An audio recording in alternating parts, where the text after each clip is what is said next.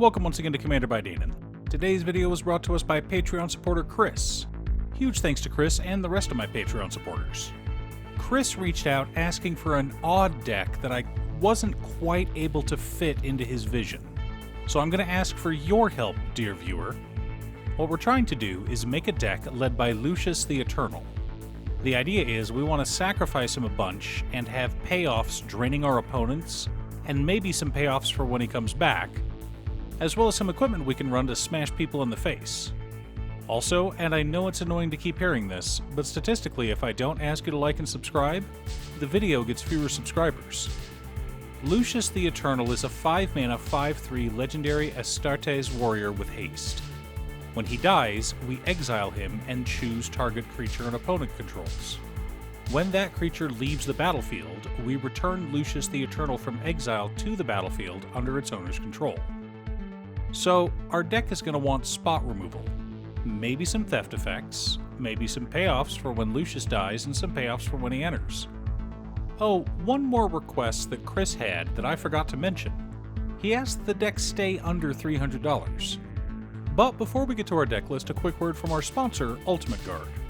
Ultimate Guard is made famous by their boulders, solid, reliable, and affordable deck boxes. Boulders are now available in solid colors, like this beautiful petrol one seen here. Find it if your local game store carries the new Ultimate Guard solid color boulders, or click on the link down below to order yourself one from Amazon. In order to build a functional commander deck, you need lots of different pieces, which is why I try to rely on my handy-dandy checklist. 50 mana sources, usually split between 37 lands and 13 pieces of ramp, 10 pieces of card advantage, 8 to 10 pieces of spot removal, 2 to 3 board wipes, 2 pieces of graveyard hate, and 1 sudden I win card. Oh, one more quick announcement before we get started. I'm currently streaming with my son over on Musings by Danon as well as Twitch. It'll mostly be Final Fantasy XIV, but you're more than welcome to pop in and talk about Commander. Honestly, about half my streams are talking about manga, anime, or Commander. For lands, we're running Command Tower, Exotic Orchard, Forbidden Orchard, Blood Crypt, Luxury Suite, Haunted Ridge, Dragon Skull Summit, Raucous Theater, Sulphurous Mire, Geothermal Bog, Smoldering Marsh, Tainted Peak, Blazemire Verge, Shadowblood Ridge, Graven Cairns, Sulphurous Springs, Blightstep Pathway, Foreboding Ruins, Rakdos Cronarium, Bajuka Bog, 8 Swamps, and 8 Mountains. Not bad considering the budget. Our mana ramp consists of Ashnod's Altar, Revel in Riches, Mahadi Emporium Master, Pitiless Plunderer, Solemn Simulacrum, Warren Soul Trader, Sword of Hearth and Home, Sword of Feast and Famine, Sword of the Animist, Soul Ring, Arcane Signet, Talisman of Indulgence, Rakdos Signet, and Descent into Avernus. A bit of on-theme ramp and some staples, as it should be. For card advantage, we've got Nasty End, Grim Harrowspecs, Village Rites, Deadly Dispute, Disciple of Bolus, Midnight Reaper, Lysolda the Blood Witch, Shadowheart Dark Justiciar, Corrupted Conviction, Blood for the Blood God, Victimize, Diabolic Intent, Skull Clamp, and Morbid Curiosity. Lots of ways to sacrifice our commander and draw cards. Our interaction package consists of Goblin Bombardment, Chaos Warp, Tragic Slip, Bedevil, Rakdos Charm, Withering Torment, Abrade, Bolt Bend, Feed the Swarm, Vandal Blast, and Dreadbore. Lots of creature spot removal, which is exactly what we need to get our commander back from exile. To reset the board, we've got Blasphemous Act, Toxic Deluge, and Last One Standing. Sure, Last One Standing may miss, but against certain decks it's brutal.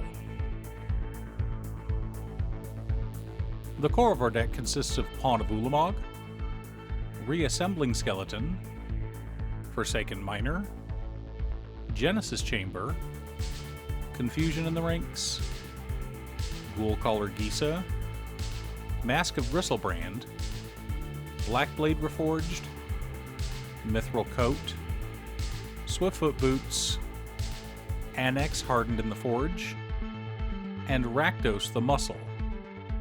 Our payoffs consist of Mayhem Devil, Judith the Scourge Diva, Blood Artist, Zulaport Cutthroat, Garna Bloodfist of Keld, Sir Conrad the Grim, Bastion of Remembrance, Terror of the Peaks, and Perforos God of the Forge. Now that we have our deck list, let's compare it to our checklist. 50 mana sources split between 36 lands and 14 pieces of ramp. Right on target. 13 pieces of card advantage. 11 pieces of interaction. 3 board wipes. 2 pieces of graveyard hate in Bojuka Bog and Rakdos Charm. 1 sudden I win card in Revel in Riches. Though it's not exactly sudden.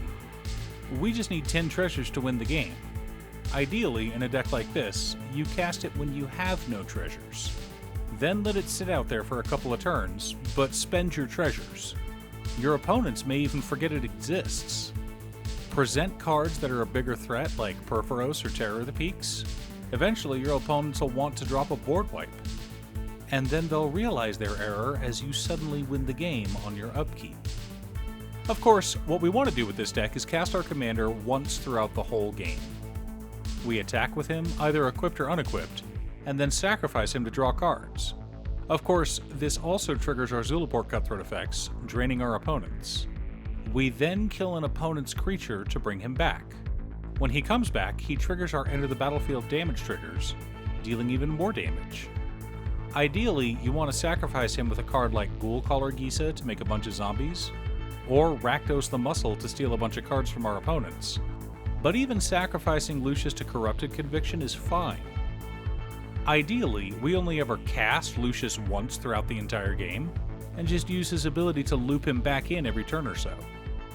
Now, I stated earlier that this is a new deck for both of us. I've built a lot of Aristocrats decks, but those are designed to sacrifice a bunch of creatures, not the same one over and over. I've built a few Voltron decks, but that archetype is not my forte. This deck is something completely new for me, so if you have suggestions, feel free to leave them below. Thanks for tuning in. Once again, a huge shout out to my editor Cute Stuff. I couldn't make these videos without her. If you'd like to hire her to edit your own videos, she can be reached at cutestuff.edits@gmail.com. Link is down below. If you're looking for ways to support the channel directly, you can head on over to patreon.com/Danon. You can have a video made or just ask for help building or tuning a deck list.